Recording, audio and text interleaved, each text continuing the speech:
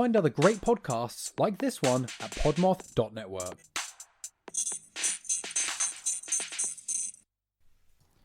Today, we bask in the light of Moustachioed greatness. Hi, this is Daniel Segura, host of the Moustachioed Podcastio. You like mustaches? You like movies? You like sexy Chicanos? Well, the Podcastio is the place for you.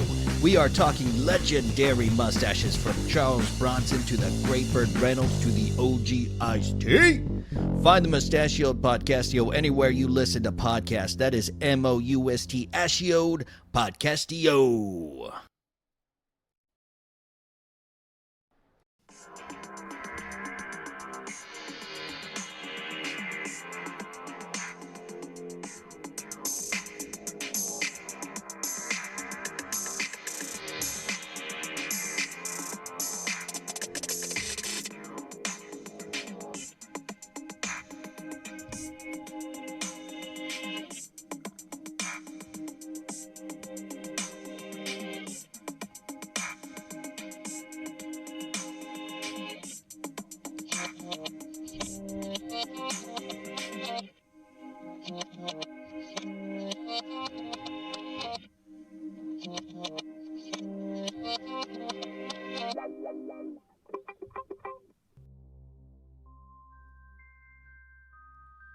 Hello, dear listener, and welcome back to another episode of the Identity Podcast on the Podmoth Media Network, your foray into the weird, wonky, and sometimes downright spooky.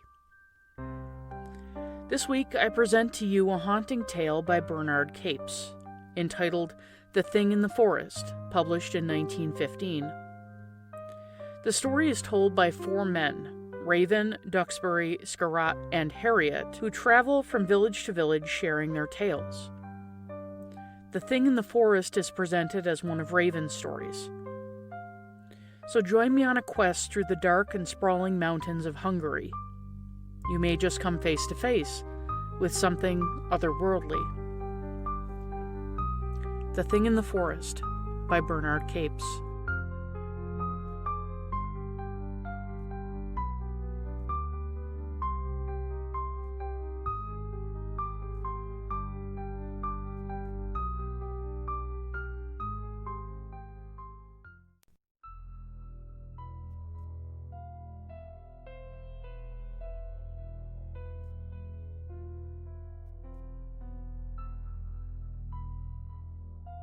Raven speaks. Into the snow-locked forests of Upper Hungary steal wolves in winter. But there is a footfall worse than theirs to knock upon the heart of the lonely traveler. One December evening, Elspeth, a young newly wedded wife of the woodsman Stefan, came hurrying over the lower slopes of the White Mountains from the town where she had been all day marketing. She carried a basket of provisions on her arm. Her plump cheeks were like a couple of cold apples. Her breath spoke short, but more from nervousness than exhaustion. It was nearing dusk, and she was glad to see the little lonely church in the hollow below, the hub, as it were, of many radiating paths through the trees, one of which was the road to her own warm cottage, yet half a mile away. She paused a moment at the foot of the slope, undecided about entering the little chill, silent building, and making her plea for protection to the great battered stone image of Our Lady of Succor, which stood within by the confessional box. But the stillness and the growing darkness decided her, and she went on. A spark of fire glowing from the presbytery window seemed to repel rather than attract her, and she was glad when the convolutions of the path hid it from her sight. Being new to the district, she had seen very little of Father Rule as yet, and somehow the penetrating knowledge and burning eyes of the pastor made her feel uncomfortable. The soft drift, the lane of the tall, motionless pines stretched on in a quiet like death. Somewhere the sun, like a dead fire, had fallen onto opalescent embers, faintly luminous. They were enough only to touch the shadows with a ghastlier pallor. It was so still that the light crunch in the snow of the girl's own footfalls trod on her heart like desecration. Suddenly, there was something near her that had not been before. It had come like a shadow without more sound or warning. It was here, there, behind her. She turned in mortal panic and saw a wolf. With a strangled cry and trembling limbs, she strove to hurry on her way, and always she knew, though there was no whisper of pursuit, that the gliding shadow followed her in her wake. Desperate in her terror, she stopped once more and faced it. A wolf. Was it a wolf? Oh, who could doubt it? Yes, the wild expression of those famished eyes, so lost, so pitiful, so mingled of insatiable hunger and human need, condemned for its unspeakable sins, to take this form with sunset, and so howl and snuffle about the doors of men until the blessed day released it. A werewolf, not a wolf. That terrific realization of the truth smote the girl as with a knife out of the darkness. For an instant she came near fainting, and then a low moan broke into her heart and flooded it with pity. So lost, so infinitely hopeless. And so pitiful, yes, in spite of it all, so pitiful. It had sinned beyond any sinning that her innocence knew, or her experience could gauge. But she was a woman, very blessed, very happy, in her store of comforts and her surety of love. She knew that it was forbidden to succor those damned and nameless outcasts, to help or sympathize with them in any way, but there was a good store of meat in her basket, and who need ever know or tell? With shaking hands she found and threw a sop to the desolate brute, then turning, sped on her way. But at home, her secret sin stood up before her, and imposing between her husband and herself, threw its shadow upon both their faces. What had she dared? What done? By her own act forfeited her birthright of innocence. By her own act placed herself in the power of evil to which she had ministered. All that night she lay in shame and horror, and all the next day until Stefan had come about his dinner and gone again, she moved in a dumb agony. Then, driven endurably by the memory of his troubled, bewildered face, as twilight threatened, she put on her cloak and went down to the little church in the hollow to confess her sin. "Mother, forgive and save me," she whispered as she passed the statue.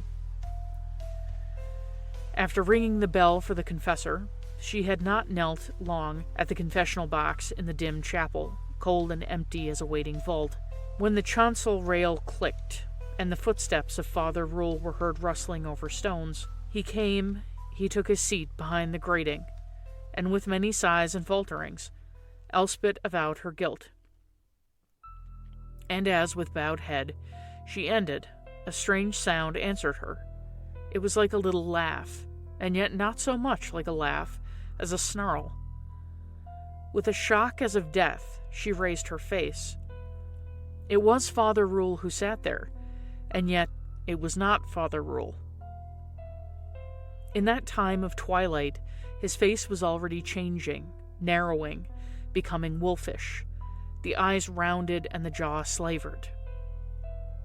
She gasped and shrunk back, and at that, barking and snapping at the grating with a wicked look, he dropped, and she heard him coming. Sheer horror lent her wings. With a scream, she sprang to her feet and fled. Her cloak caught in something. There was a wrench and a crash, and like a flood, oblivion overswept her. It was the old, deaf, and near senile sacristan who found them lying there, the woman unhurt but insensible, the priest crushed out of life by the fall of an ancient statue, long tottering to its collapse. She recovered for her part.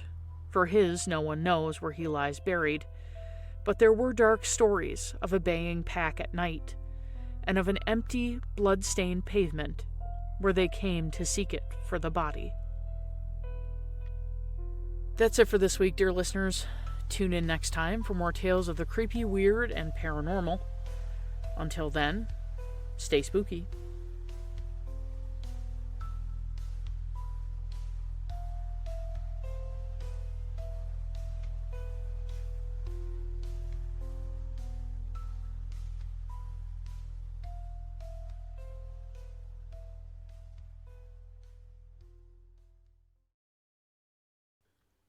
The Identity Podcast is brought to you by host Janine Mercer, and the music was created using GarageBand.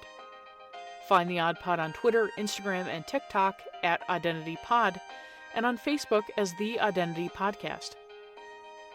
A transcript of this episode will be available at theidentitypodcast.wordpress.com.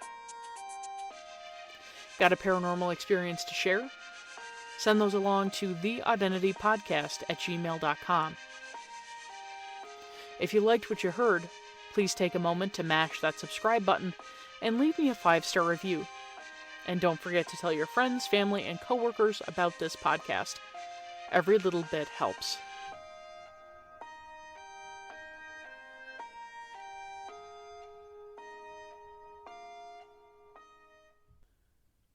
This episode contains no ads or sponsorship. The books in which this story is contained was digitized in 2007 by the University of California, San Diego, with funds from the Microsoft Corporation. This work is presented for free for the benefit of anyone who wishes to hear it read aloud. The digitized copy can be found via a link in the show notes.